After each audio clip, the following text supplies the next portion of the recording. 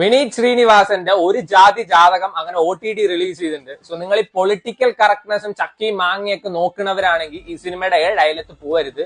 കാരണം ഇതിൽ body shaming ഇഷ്ടം പോലെയുണ്ട്, റേസിസ്റ്റ് മെന്റാലിറ്റിയുള്ള ആൾക്കാരുണ്ട്, ജാതിയെ പറ്റി വരെ പറയുന്നുണ്ട്.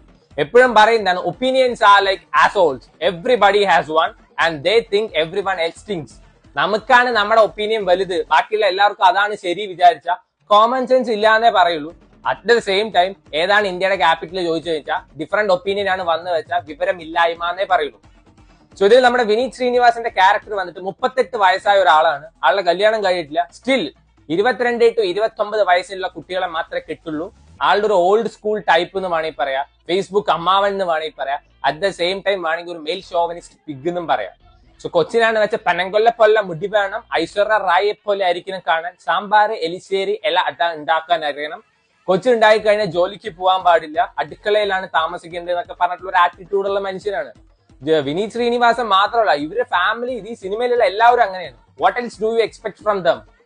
സോ ആദ്യം എടുത്ത് പറയേണ്ട ഇതിലത്തെ നായികന്മാരെ പറ്റിയിട്ടാണ്. ഒരു സൂപ്പർ മാർക്കറ്റ് എന്ന് വേണമെങ്കിൽ പറയാം. കയാദു ഉണ്ട്, നിഖില വിമൽ ഉണ്ട്, ഇസാ തൽവാർ ഉണ്ട്.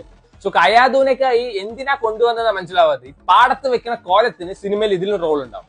വിനീത് ശ്രീനിവാസനെ കണ്ടിട്ട് കിസ് അടിക്കാൻ വേണ്ടി കൊണ്ടുവന്ന ഒരു ക്യാരക്ടർ. ഒരു ബന്ധവുമില്ല, ഏതൊരുത്തിനെ കാണുമ്പോഴേക്കും പോയി കിസ് അടിക്കുകയാണ്. പിന്നെ അത് കഴിഞ്ഞിട്ട് സിനിമയുടെ ഉള്ളിലെ ക്യാമറാമാൻ കം ഫോട്ടോഗ്രാഫർ ആണ്, വല്ലവന്റെ ഒക്കെ പടം എടുത്തു കൊടുക്കുന്നു, പോകുന്നു. സോ കയാദു ഒക്കെ വന്നിട്ട് 19ാം നൂറ്റാണ്ടിൽ പീക്ക് ലെവൽ പെർഫോമൻസ് ചെയ്ത ആള്, why do you do such stupid roles എന്നാണ് ചോദിക്കാനുള്ളത്.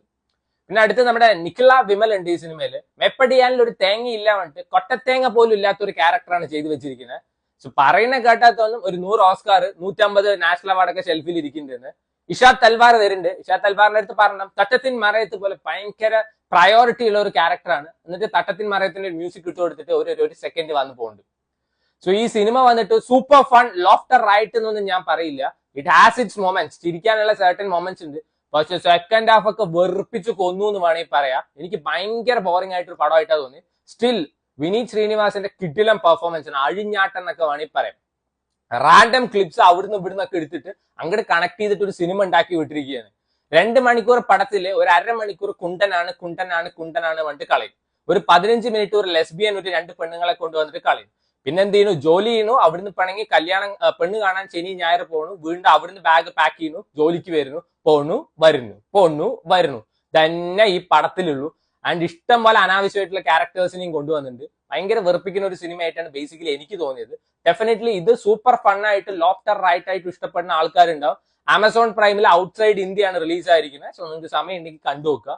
സോ ചിലവരൊക്കെ ഞാൻ പറയുന്നത് കേട്ടിട്ടുണ്ടായിരുന്നു, അതായത് ദിലീഷ് പോത്തൻ അങ്ങനെ ആരൊക്കെ പറയണ്ടായിരുന്നു.